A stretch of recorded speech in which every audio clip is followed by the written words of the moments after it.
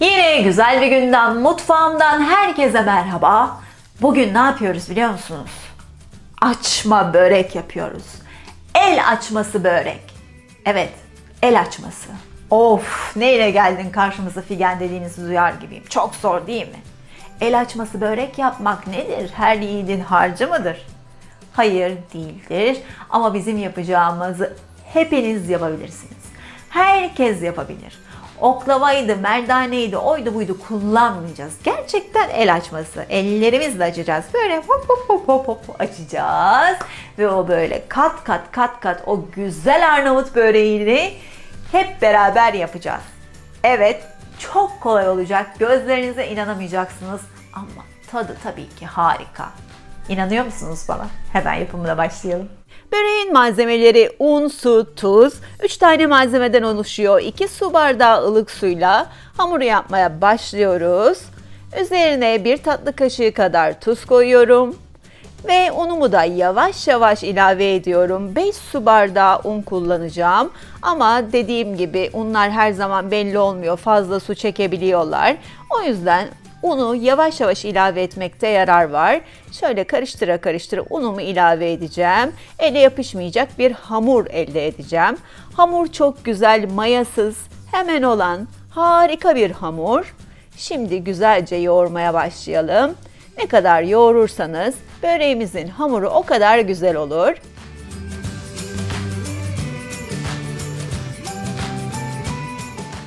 Evet, şimdi biraz da tezgahta şöyle un serpelim ve tezgahta yoğurmaya devam edelim.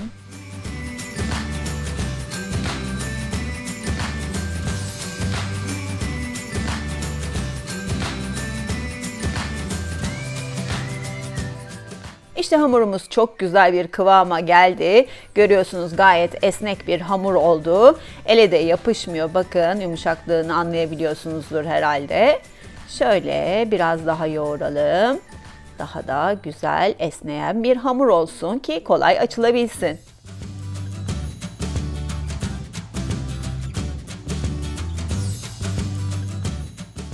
Şimdi hamurumu kaseye tekrar alıyorum.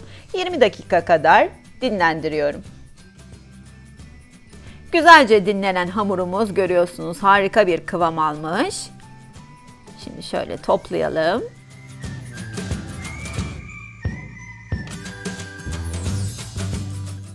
Ve hamurumu şimdi 2 eşit parçaya böleceğim.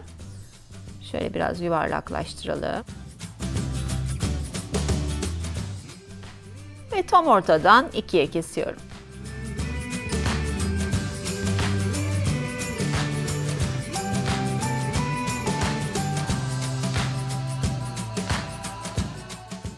Şimdi her bir bezeden 12 tane beze elde edeceğim. Altı için 12, üstü için 12. Şöyle yuvarlayalım ve 12 eşit parçaya bölelim.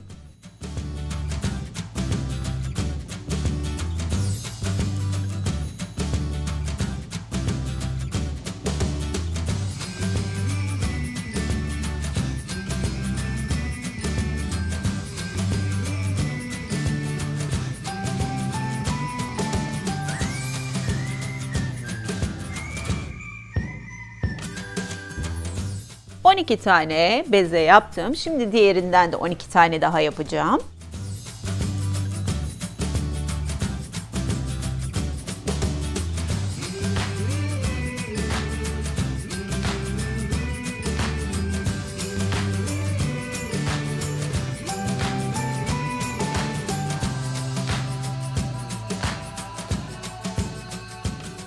Ve birazcık nişastayı şöyle tezgahıma serpiyorum. Şimdi hamurumun üzerine de birazcık koyacağım. Şöyle tabak büyüklüğünde küçücük açacağım. Şimdi oklava kullanmıyordunuz, merdane kullanmıyordun dediğinizi duyar gibiyim. Evet, öyle oklavayla çarşaf gibi böyle yufkalar açmayacağız. Ufacık tabak kadar açacağız. Şöyle ufacık, yani şu kadar da yeter. Ama görüyorsunuz ne kadar harika açılan bir hamur oldu. Hatta ben size lafa daldım. Bunu bayağı da büyük açtım. Buna hiç gerek yok. Daha küçük açacağız. Şöyle nişastalarını serpiyoruz. Şimdi aralarına sürmek için 1 yemek kaşığı erittiğim tereyağını 1 çay bardağı sıvı yağ ile karıştırdım. Bütün toplamda kullanacağımız yağ bu.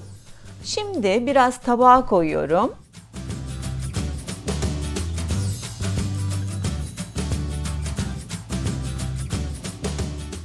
Ve açtığım hamurumu da onun üzerine koyuyorum. Dediğim gibi bunu biraz büyük açmışım. Şimdi diğerlerini daha da küçük açacağız. Ve üzerine yine yağ sürüyoruz.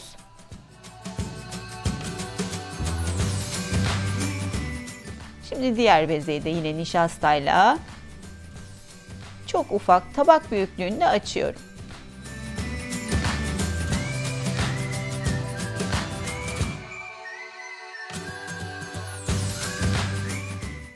Baklavalarda da nişasta kullanılır biliyorsunuz. Harika, kat kat olur o yüzden. Ve diğer hamurumu da alıyorum. Yine yağlıyorum.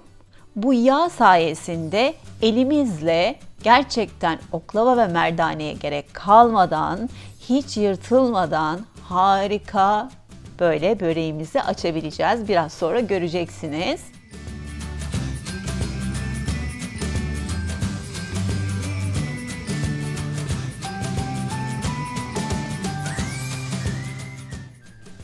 ...12 beze bir tabakta, 12 beze bir tabakta. Şimdi buzdolabında 1 saat dinlenecekler.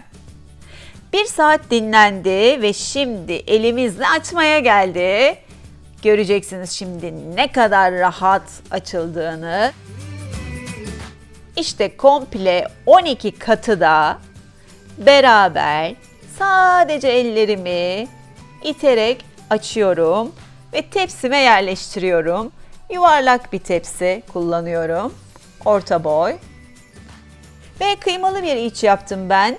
Siz isterseniz pırasalı yapabilirsiniz, ıspanaklı yapabilirsiniz, peynirli yapabilirsiniz, patatesli yapabilirsiniz. Keyif sizin. İstediğiniz içi kullanabilirsiniz.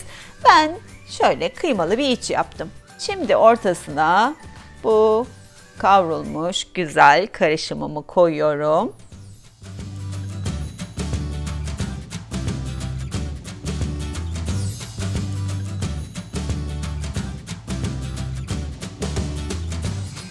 Ve diğer açmış olduğum 12 bezeyi de üstüne koymak üzere onu da açıyorum.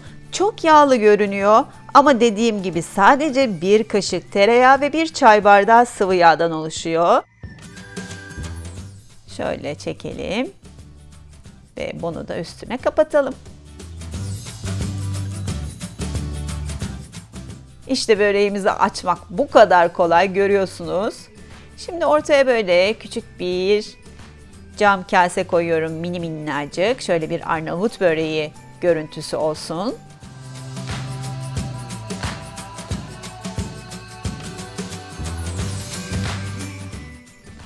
Üzerine yumurta, hiçbir şey sürmeyeceğiz.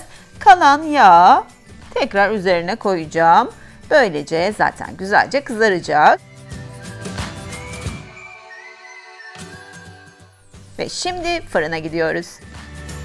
185 derecede önceden ısıtılmış fırında, 185'e gelecek ama orta seviyede 45-50 dakika güzelce kızarana kadar pişiriyoruz. İşte nar gibi kızarmış böreğimiz fırından çıktı. Kokusunu size anlatamam ama görüntüsünü görüyorsunuz. Ve çıtırtısını göstermek istiyorum size. Katlarının ne kadar çıtır çıtır dağıldığını ancak böyle anlayabilirsiniz. Ben susayım. Görüyor musunuz? İşte budur. Oklavasız, ellerimizle açtığımız ve kat kat dağılan Arnavut böreği. Şöyle dilimleyelim.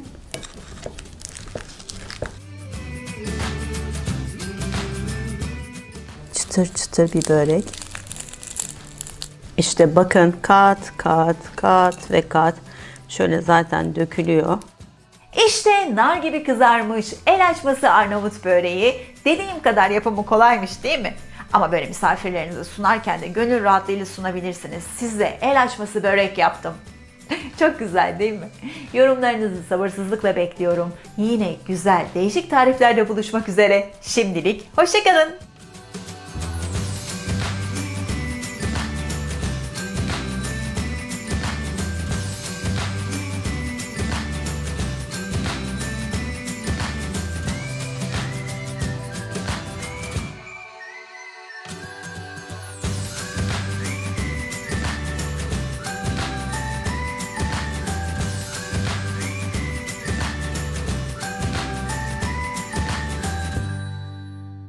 İzlediğiniz video hakkında ne düşünüyorsunuz? Merakla yorumlarınızı bekliyorum. Beğenilerinizi, eleştirilerinizi lütfen bana yazın. Ayrıca ilginizi çekebileceğini umduğum daha birçok video var. Bu videoları kaçırmak istemiyorsanız kanalıma ücretsiz abone olun.